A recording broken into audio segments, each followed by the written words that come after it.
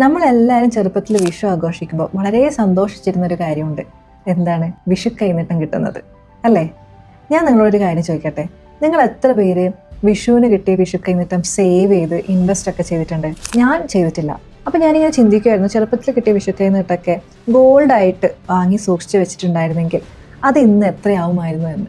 അപ്പോൾ എനിക്കൊരു കുഞ്ഞുണ്ടായപ്പം എൻ്റെ ആ ഇന്നർ ചൈൽഡിനെ ഹീൽ ചെയ്യാൻ വേണ്ടിയിട്ട് എൻ്റെ കുഞ്ഞിൻ്റെ വിഷു കൈനീട്ടം ഇൻവെസ്റ്റ് ചെയ്ത് ആ ഒരു യാത്ര തുടങ്ങി. കഴിഞ്ഞ കൊല്ലം എൻ്റെ യൂട്യൂബ് ചാനലിൽ ഞാൻ ഇൻവെസ്റ്റ് ചെയ്തതിൻ്റെ റിസൾട്ട്സ് ഒക്കെ കാണിച്ചു തന്നിട്ടുണ്ടായിരുന്നു. അതുപോലെ ഈ വർഷവും എൻ്റെ കുഞ്ഞിൻ്റെ വിഷു കൈനീട്ടം ഞാൻ ഗോൾഡ് ETF ഇൻവെസ്റ്റ് ചെയ്യണം. കഴിഞ്ഞ കൊല്ലം ഞാൻ ഇൻവെസ്റ്റ് ചെയ്തതിൻ്റെ റിട്ടേൺസ് ഇപ്പോൾ 52%. കഴിഞ്ഞതും അതിൻ്റെ മുന്നത്തെ വർഷം കൂടിയിട്ട് ഓൾ ടുഗദർ റിട്ടേൺസ് 92%. അപ്പോൾ ഈ വർഷവും ഞാൻ ഇൻവെസ്റ്റ് ചെയ്യാൻ പോവുകയാണ് ഗോൾഡ് ETF. ഇതിന്റെ അപ്ഡേറ്റ് ഞാൻ അടുത്ത വർഷം തരുന്നതായിരിക്കും. അപ്പോൾ ഇതൊരു പൈസേന്റെ വിഷയം മാത്രമല്ല, ഇതൊരു ശീലമായിട്ട് എല്ലാ വർഷവും കണ്ടിന്യൂ ചെയ്യാനാണ് ഞാൻ ആഗ്രഹിക്കുന്നത്. നിങ്ങളുടെ വിഷു കൈനീട്ടമൊക്കെ നിങ്ങൾ എന്താണ് ചെയ്തത്? അല്ലെങ്കിൽ ഇപ്പോൾ നിങ്ങൾക്കോ നിങ്ങളുടെ കുട്ടികൾക്കോ കിട്ടുന്ന വിഷു കൈനീട്ടം നിങ്ങൾ എന്താണ് ചെയ്യുന്നത്? താഴെ കമന്റ് ചെയ്യൂ.